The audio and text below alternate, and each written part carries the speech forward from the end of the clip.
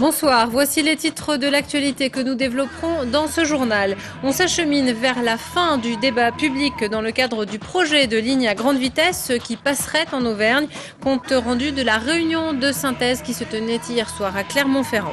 Jean-Claude Hugueny est l'invité de ce journal. Le directeur de RDF vient nous parler du très haut débit en Auvergne. Une jeune championne de ski bénéficie d'horaires aménagés dans son collège de la Tour d'Auvergne avec un objectif, briller sur les pistes. La grande vitesse plus que jamais attendue en Auvergne, le projet de LGV Paris-Orléans-Clermont-Lyon mobilise les élus bien sûr, mais également les citoyens. Plus de 700 personnes étaient réunies à Polydôme hier soir. En près de 4 mois, ce sont 14 000 personnes qui ont participé à ce débat public dans les différentes régions concernées. Selon Réseau Ferré de France, on s'achemine vers un 5e tracé. Romain Duché.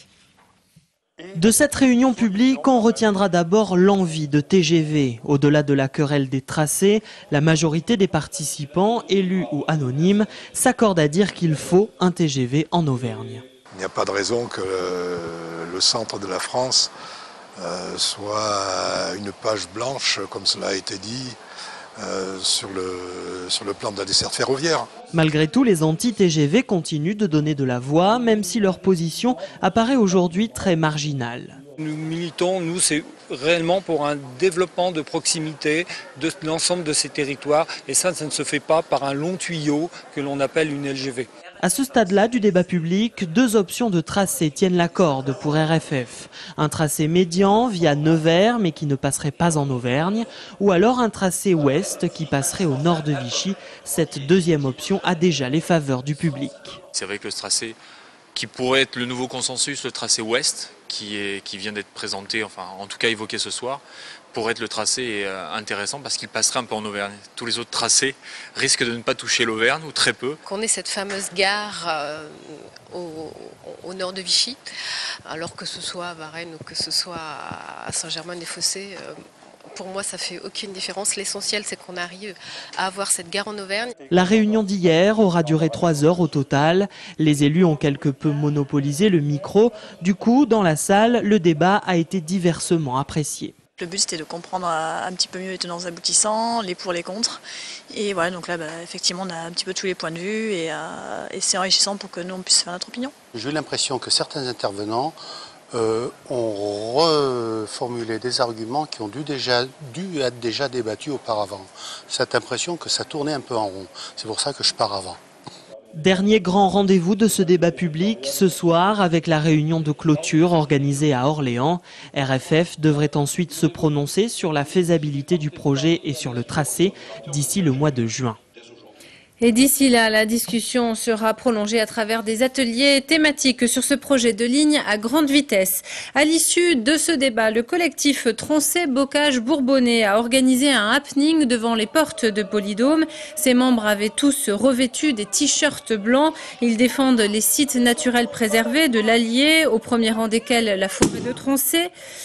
Et le bocage bourbonnais. Il s'oppose au tracé ouest-sud qui traverse ces zones protégées, mais plus largement de protéger l'ensemble du patrimoine, aussi bien forestier que les paysages, le vignoble et l'ensemble du cadre de vie du Bourbonnais. Nous trouvons que le débat a été confisqué par le Conseil régional, que la pétition lancée par le Conseil régional n'a pas permis de donner une information totale aux personnes qui l'ont signée et officiellement nous demandons à ce qu'elle soit invalidée. Des propos recueillis par Romain Duché. Une centaine de ressortissants portugais rassemblés cet après-midi devant l'ancien vice-consulat du Portugal à Clermont-Ferrand. Vice-consulat qui a fermé le 13 janvier dernier pour des raisons économiques. Un rassemblement qui s'effectuait en parallèle de la venue à Clermont du secrétaire d'État portugais à l'immigration. Les manifestants protestent toujours contre cette fermeture qui complique leurs démarches administratives. On ne veut pas que le consulat ferme à Clermont-Ferrand, il veut qu'il reste parce qu'on est assez numéros pour qu'il reste à Clermont-Ferrand et qu'il n'aille pas à Lyon. On a 400 km Clermont-Lyon et qu'on ne veut pas les faire. Et en plus, il y a des gens qui sont assez âgés, qui n'ont même pas de voiture, ils n'ont rien, ils ne peuvent pas se déplacer à Lyon. Dans ces cas-là, mes enfants, ils vont rester français, ils ne seront jamais portugais. Des propos recueillis par Catherine Lopez. La voix de la direction de la clinique des Champs du Haut dans le plan social qui est en cours. Après le conflit du 13 janvier dernier, la direction indique que sur 35 postes supprimés, 19 reclassements ont été proposés à la clinique de la Châtaigneraie à Beaumont. Pour les autres salariés, il y a eu des départs volontaires ou à la retraite et des démissions. Selon la direction de la clinique, ce sont aujourd'hui 7 postes qui n'ont pas de solution. Les salariés concernés bénéficieront d'un congé de reclassement, d'une indemnité de licenciement et d'une indemnité supralégale de 7 000 €. Jean-Claude Huguenier, l'invité de ce journal, bonsoir. Bonsoir. Vous êtes le directeur territorial de RDF pour le Puy-de-Dôme et le coordinateur sur l'Auvergne. RDF vient de signer un accord de partenariat avec la région Auvergne pour la mise en place du très haut débit. Alors, que dit cet accord et surtout, pourquoi est-il une étape clé dans l'avancement vers le haut débit en Auvergne ? Alors, comme vous le savez, la région Auvergne a mis en place depuis 2009 le haut débit en Auvergne, mais maintenant elle souhaite passer au très haut débit. C'est un projet qui est relativement important et dans le cadre de ce projet, la région a trouvé une solution compétitive et respectueuse de l'environnement en s'appuyant sur un partenariat public-privé avec RDF, qui consiste à ce que nous mettions à disposition de la région notre base de données géographiques, donc, puisque nous disposons sur le territoire de 54 000 km de réseau, sur toute l'Auvergne, qui vont au plus profond des zones rurales, et ce qui permettra donc à la région de pouvoir, avec les opérateurs qu'elle aura retenus pour le très haut débit, mettre en place des solutions de mise en place de câbles optiques qui utiliseront nos réseaux et nos supports. C'est ça, alors les réseaux existants, pour quelles raisons? Ça coûte moins cher, j'imagine, c'est plus écologique aussi? Alors réseau existant, parce que bien sûr ça coûte moins cher, puisque la région n'aura pas à poser de nouveaux supports. Réseau écologique également, puisque moins de nouveaux supports dit évidemment moins de gêne par rapport à l'environnement. Et puis c'est, je pense, un partenariat exemplaire entre la région et RDF. Ça conforte notre mission de service public, puisque effectivement dans le cadre de cette mission de service public, nous sommes présents au plus près des régions et au plus près du monde rural. Et donc c'est un partenariat que nous jugeons aujourd'hui exemplaire et qui est une première en France. Et qui se fera à quel horizon alors ? Alors l'horizon de mise en place de ce partenariat est immédiat, c'est-à-dire que nous allons mettre immédiatement à disposition de la région, par l'intermédiaire du CREG, qui est le Centre régional auvergnat d'information géographique, notre base de données géographiques. Et derrière, donc très rapidement, la région devrait désigner 4 opérateurs par le biais d'un appel d'offres qui pourront utiliser ces données pour faire leur étude de réseau. Et qu'est-ce que ça va changer pour les usagers, la différence entre haut débit et très haut débit? Le très haut débit, c'est entre autres l'accès à l'offre triple play, dont chacun peut disposer en ville, donc Internet, téléphone et télévision, qui aujourd'hui ne peut arriver au fond des campagnes d'Auvergne parce que cela nécessite, au-delà des simples câbles coaxiaux, de la fibre optique. Et donc, c'est une solution technologique d'avenir, mais qui prendra quand même un certain temps à être mise en place. Combien de temps on l'évalue? René Souchon parlait d'une mise en œuvre sans doute vers les années 2020-2025. Et c'est aussi pour une meilleure compétitivité, dit-il, des organismes publics, mais aussi privés? Alors bien évidemment, ça renforcera la compétitivité de l'ensemble des organismes. C'est un projet qui est intéressant à la fois sur le plan économique, social et environnemental. Jean-Claude Huguenier, merci d'avoir répondu à notre invitation. Nous partons maintenant à la rencontre d'une jeune skieuse de Chastré-Sancy. Léa Boyer avait refusé de quitter ses amis de la Tour d'Auvergne pour partir dans la section sport du collège de Besse. Du coup, son établissement lui permet de bénéficier d'horaires aménagés. L'opportunité pour cette sportive pleine de talent de travailler pour espérer remporter quelques médailles. Philippe Robert l'a rencontrée aujourd'hui. Salut Léa, ça va? Félicitations ma belle.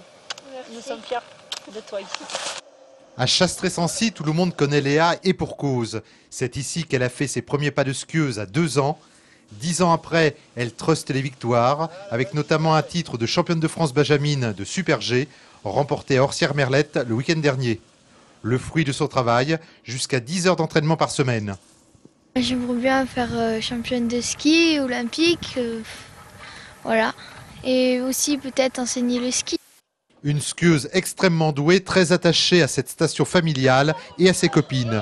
Pour progresser, elle aurait pu rejoindre la section sportive du collège de Besse.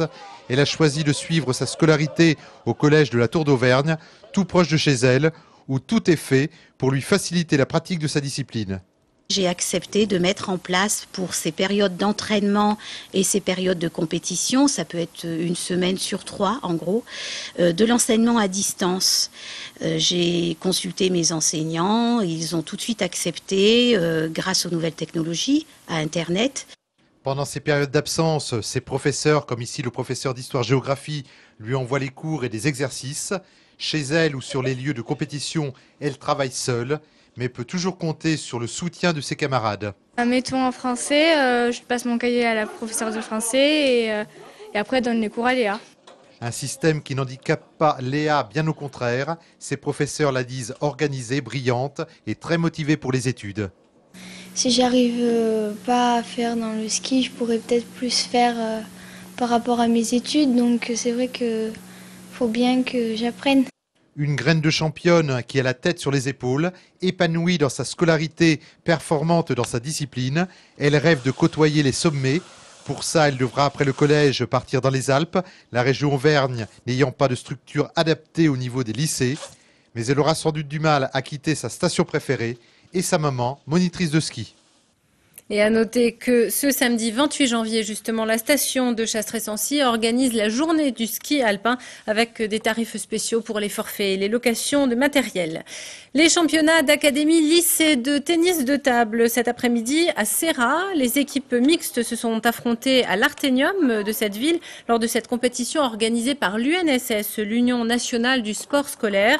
Vainqueur, l'équipe du lycée Descartes de Cournon. On écoute son capitaine au micro de Daniel Roche. Aujourd'hui, on a fait une première place parce que le niveau de nos adversaires était un peu plus faible que le nôtre, donc c'était assez facile pour nous.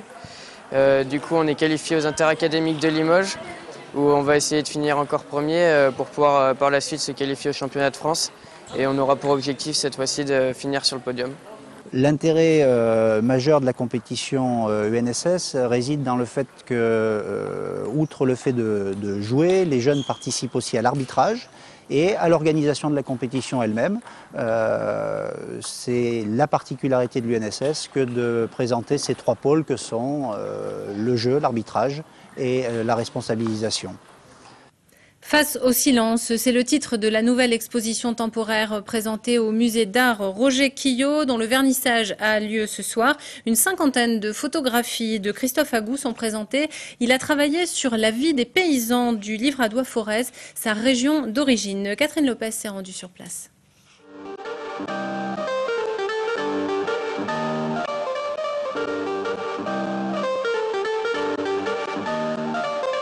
Le musée d'art Roger Quillot propose ce qu'on appelle un work in progress, un travail encore en cours. Celui de Christophe Agou, un photographe originaire du Forez, mais exilé aux USA depuis les années 90. Depuis 2002, il revient chaque année sur ses terres natales et photographie le monde paysan, un univers rude, marqué par le silence. C'est effectivement des portraits de gens qui vivent dans ces montagnes un peu isolées du Forez, un territoire en voie de désertification, il faut bien le dire, et qui sont souvent face à eux-mêmes ou vivant seulement avec les animaux ou une famille. Le photographe nous livre une série de portraits, de scènes de genre, de paysages, à la composition très étudiée. Chaque photo est composée comme un véritable tableau. Ce sont des photographies dont chaque photographie a une présence de ce qu'on appelle plasticienne, c'est-à-dire qui, à mon sens, peut être rapprochée de la peinture. C'est pas une photographie qui est conçue pour être regardée dans le cadre d'un documentaire, même si effectivement, ensuite, elles peuvent rassembler, former une banque de données pour documentaire. Véritable hymne à la terre, Christophe Agou saisit au plus près la lente disparition d'un monde qui a marqué son enfance. Ce projet, Face au silence, s'est vu décerner le 17e prix européen du livre de photographie. Et l'exposition ouvre demain au public à Clermont-Ferrand et se poursuivra jusqu'au 29 avril, donc au musée d'art Roger Quillot. Une info pratique pour terminer, le spectacle de Pierre Richard, Franchise postale, qui avait été annulé à Thiers la semaine dernière, le 20 janvier exactement, est finalement reporté. Le comédien sera sur scène dans la salle de spectacle Espace le 10 février prochain. Les billets du 20 janvier restent valables pour cette nouvelle date. Fin de ce journal, merci de votre attention. Dans un instant, les prévisions météo. Prochain rendez-vous avec l'information sur Clermont Première, ce sera demain à 12h30 et 18h30. Très belle soirée à tous.